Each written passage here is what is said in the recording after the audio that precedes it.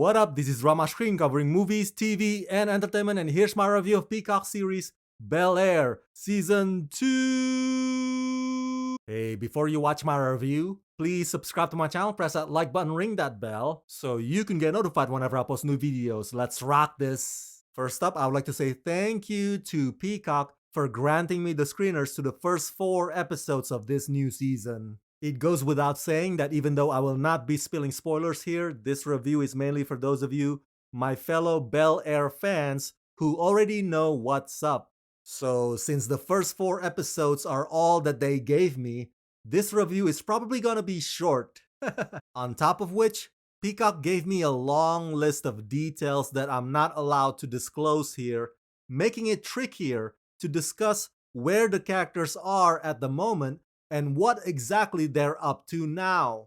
I remember liking the previous season 1, I did like it, but at the time I also thought that the show could have room for improvement, especially by the end when Marlon Wayans showed up playing Will's estranged father. Suddenly Bel-Air turned awfully depressing and they kicked the melodrama heavy into overdrive.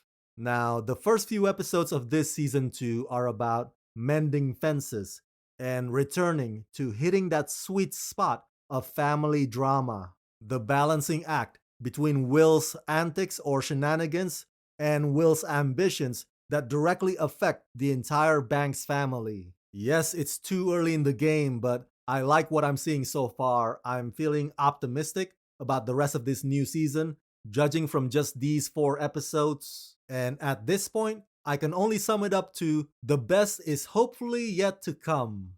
Inspired by Morgan Cooper's viral trailer that reimagined the iconic culture-defining 90s sitcom The Fresh Prince of Bel-Air through a new dramatic take on Will's complicated journey from the streets of West Philadelphia to the gated mansions of Bel-Air, as these two worlds collide, Will reckons with the power of second chances while navigating the conflicts, emotions, and biases of a world far different from the only one he's ever known.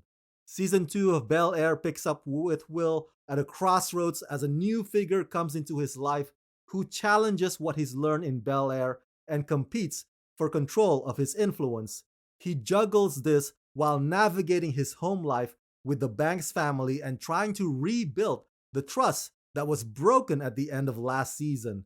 We will see Will and Carlton's brotherhood starts to evolve as they grow closer but still challenge each other about their differences. We'll also see Hillary evolve as she becomes more of a boss in her influencer world and how that spills over into her relationship with Jazz.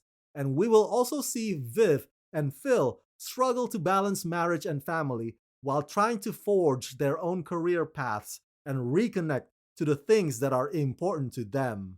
Oh man, romance-wise, things are spicing up among our lovely couples in Season 2. Either there's a new prospect, or they're making it official, or they're taking some time for themselves. Now, who exactly am I referring to in these scenarios? Well, you'll just have to find that out for yourselves. But the writers did what they could to make sure that the story, in some ways, is moving on from the soap opera drama of Season 1.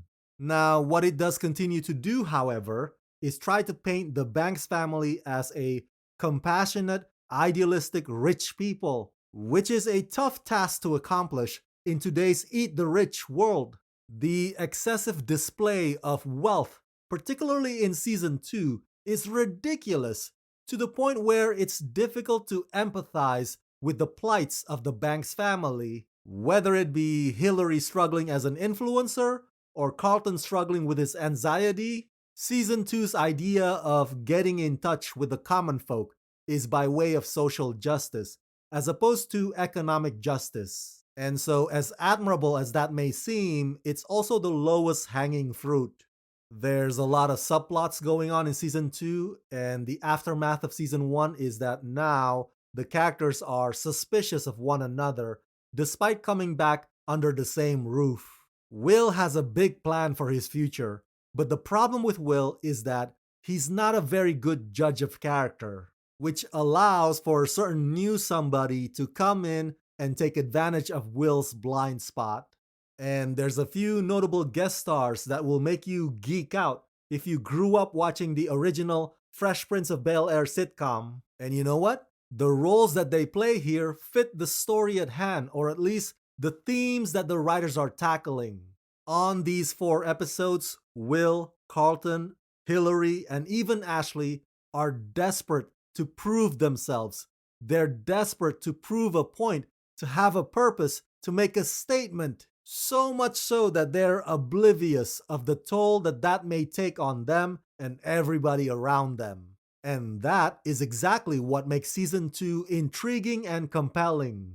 I'm definitely gonna stick around to see what happens next, but that's all I can tell you for the time being. Bel-Air is back, and while season 2 is not necessarily bigger or better, in some ways it does show signs of improving.